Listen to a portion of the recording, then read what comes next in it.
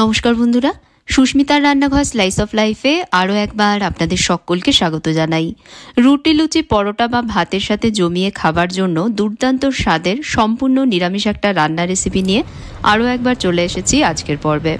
শীতের সবজি আর পনির দিয়ে বানানো এই রান্না যেমন পুষ্টিকর সেরকমই সুস্বাদু।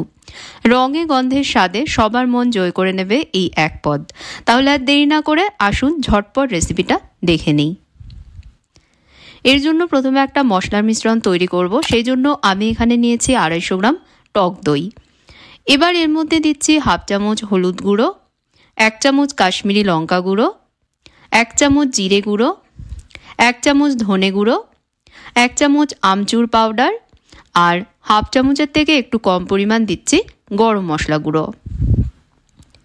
এবার এই সমস্ত মশলাগুলো দইয়ের সাথে ভালোভাবে মিশিয়ে নেব। ভালোভাবে দইয়ের সাথে মশলাগুলো মিশিয়ে নিয়ে একদম স্মুথ একটা মিশ্রণ তৈরি করে নিতে হবে। ভালোভাবে সব মিশিয়ে নিয়ে মশলার মিশ্রণটা আমি তৈরি করে নিয়েছি। এখন একটা কড়াইতে পর্যাপ্ত পরিমাণ তেল গরম করে নেব। যে কোনো কুকিং অয়েলে রান্নাটা করা যাবে। তেল হালকা গরম হলে তেলের মধ্যে দেব হাফ চামচ নুন আর হাফ চামচ হলুদ গুঁড়ো। আঁচটা কমে রেখে নুন হলুদ তেলের সাথে মিশিয়ে নিয়েই এর মধ্যে দিয়ে দেব কেটে রাখা সবজি। ছোট টুকরোয় কাটা এখানে 1 কাপ ফুলকপি রয়েছে আর একটা গাজর রয়েছে। কড়াইতে সবজিগুলো দেবার পর ভালোভাবে সবজিগুলোকে ভাজবো। আমি গ্যাসের আঁচ হাই রেখেই সবজিগুলোকে ভেজে নিচ্ছি। সবজির গায়ে হালকা একটু রং না আসা পর্যন্ত ভাজতে হবে। সবজির গায়ে হালকা রং ধরেছে আর সবজিগুলো দেখুন সুন্দরভাবে মজে গেছে। এখন এগুলোকে কড়াই থেকে তুলে নিয়ে একটা পাত্রে রেখে দেব। এবার কড়াইতে দিয়ে দেব ছোট টুকরোয় কেটে নেওয়া অর্ধেক একটা ক্যাপসিকাম। ক্যাপসিকামও ভেজে নেব, তবে খুব বেশি ভাজবো না। ক্যাপসিকাম যাতে বেশি নরম না হয় এমনভাবে ভাজবো। মোটামুটি 1-2 মিনিট ভেজেছি। ক্যাপসিকামের কাঁচা ভাব চলে গিয়ে দেখুন এর মধ্যে একটা শাইনি লুকস চলে এসেছে। এবার এগুলোকেও কড়াই থেকে তুলে নেব। ক্যাপসিকামগুলো কড়াই থেকে তুলে নেবার পর কড়াইতে দেব আরও 2 চামচ তেল। এর মধ্যে দেব একটা তেজপাতা, একটা দারচিনি, 2টো ছোট এলাচ, 2টো শুকনো লঙ্কা আর হাফ চামচ গোটা জিরে। মশলাগুলোকে হালকা একটু ভেজে নেব। মশলার ফ্লেভার তেলে মিশে গেলে দিয়ে দেব এর মধ্যে ছোট টুকরোয় কেটে নেওয়া একটা টমেটো। এর মধ্যে অল্প নুন দিয়ে টমেটো ভাজবো। কড়াইটা 1-2 মিনিটের জন্য কম আঁচে ঢাকা দিয়ে রাখবো যাতে টমেটো তাড়াতাড়ি নরম হয়ে যায়। 1-2 মিনিট পর আমি ঢাকনা সরাচ্ছি। টমেটো দেখুন বন্ধুরা নরম হয়ে গেছে। হাতা দিয়ে একটু চাপ দিলেই গলে যাচ্ছে। এবার এর মধ্যে দেব 1 চামচ আদা বাটা। আদা বাটা দেবার পর আবারও 1-2 মিনিট কষাবো। 1-2 মিনিট কষিয়েছি।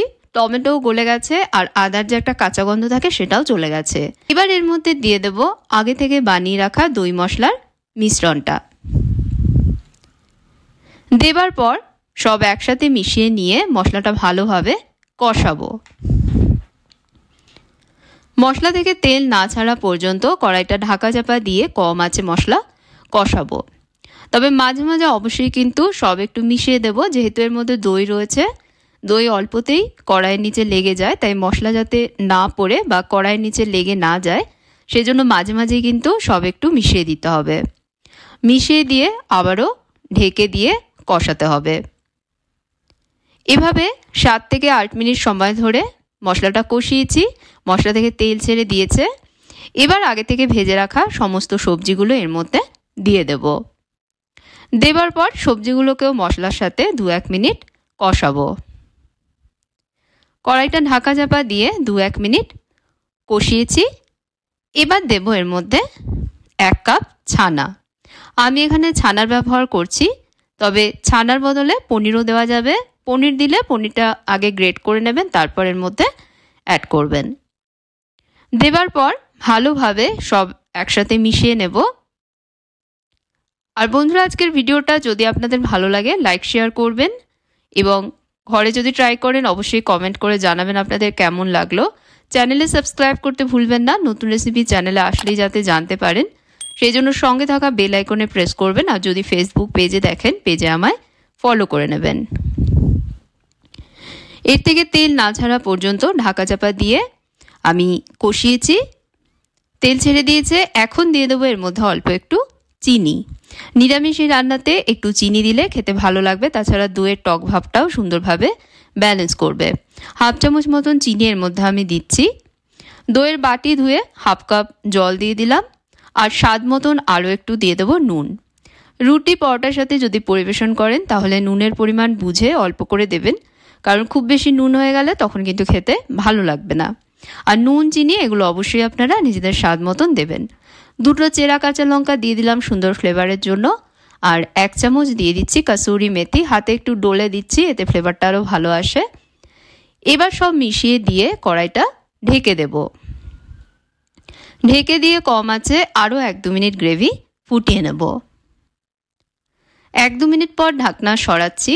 দেখুন কত সুন্দর দেখতে হয়েছে, যেমন রং তেমন এর স্বাদ।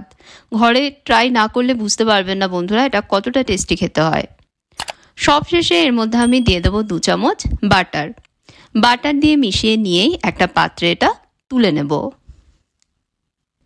কম ঝামেলায় অল্প সময়ের মধ্যেই তৈরি হয়ে গেল স্বাদে ভরপুর নিরামিষ পনির সবজির তরকারি। গরম ভাত, রুটি বা পরোটার সঙ্গে দারুণ জমে এই পদ। নিরামিষ হলেও একদম তৃপ্তিকর একটা পদ। একবার খেলে বারবার দেখবেন বানাতে মন চাইবে। অবশ্যই রেসিপিটা ট্রাই করে দেখবেন ঘরে। আর ভালো লাগলে ভিডিওতে লাইক দিতে ভুলবেন না, শেয়ার এবং কমেন্ট করবেন। আর অবশ্যই চ্যানেলে সাবস্ক্রাইব করবেন, সাথে ফেসবুক পেজেও আমায় ফলো করে নেবেন। তাহলে আজকের মতন বিদায় নিচ্ছি বন্ধুরা। আপনারা ভালো থাকবেন, ভালো রাখবেন। ধন্যবাদ।